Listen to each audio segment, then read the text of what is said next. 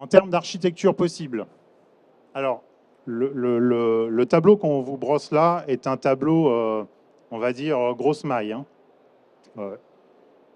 Quatre grandes approches qui peuvent être déclinées de façon hybride. On peut imaginer plein de choses, mais c'est pour essayer de simplifier un petit peu les choses. Déjà, il y a deux catégories de Dreambox. Il y a les Dreambox natives et les Dreambox proxy. Ça fait partie des exigences de l'ANS. C'est important. Les Dreambox natives, ce sont les Dreambox qui seront directement embarqués dans le PAX. Donc, ce sera un module supplémentaire dans le PAX. Les Dreambox proxy, ce seront des Dreambox qui fonctionneront à côté et qui pourront fonctionner avec n'importe quel PAX. Donc, la Dreambox native intégrée dans le PAX. Dreambox proxy, on peut avoir plusieurs saveurs. On peut imaginer une Dreambox proxy un peu en boîte noire, une boîte physique qu'on installe sur le site et puis ça fait le boulot. On peut imaginer bien entendu une Dreambox virtuelle, la même chose, mais une machine virtuelle mise à disposition par le site.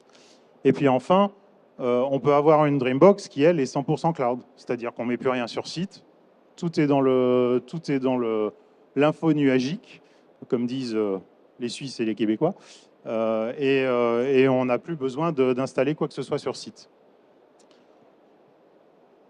On a des points qui se déclinent différemment en fonction du type de Dreambox, que ce soit sur la sécurité, le déploiement, le support, l'évolutivité.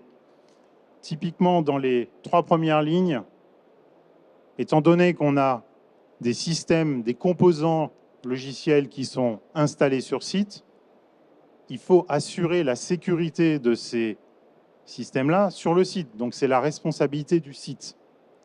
Et on est obligé d'ouvrir ces composants-là sur Internet, inévitablement.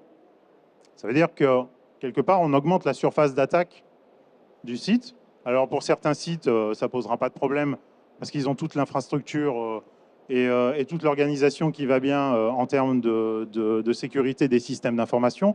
Pour d'autres, ça peut être un souci. Sur la dernière ligne, à partir du moment où on est 100% cloud, c'est la responsabilité de l'éditeur et de son hébergeur. Par contre, ça veut dire data center HDS et toute la sécurité doit être assurée là-dessus. Donc il y a quand même un petit peu de travail de ce point de vue-là. En termes de déploiement, on est à peu près dans les mêmes genres de cas de figure. On a des déploiements sur site versus quelque chose qui se fait complètement dans le cloud, où il y a un minimum de choses à faire côté site. Côté support, à partir du moment où c'est sur site, il faut ouvrir de la télémaintenance. Ça veut dire Bastion, ça veut dire toutes les contraintes de support que connaissent d'ailleurs déjà les éditeurs de PAX ou DRIS, hein, du classique. Si c'est dans le cloud, forcément, ça veut dire de la télémaintenance sur DC. Il n'y a pas d'accès dans le site. Et puis en termes d'évolutivité, à partir du moment où vous avez un système sur site, il faudra faire des mises à jour régulières du logiciel sur site. Hein. Donc l'éditeur, s'il a 100 sites, il fera 100 mises à jour. Bon, après, il y a des moyens pour faire des mises à jour massives sans trop de difficultés. Si c'est dans le cloud, ce seront les mises à jour qui se feront directement dans l'infrastructure cloud. Et là, la facilité dépend du niveau de nativité cloud de la solution, mais on peut arriver à des choses assez simples en termes de mise à jour.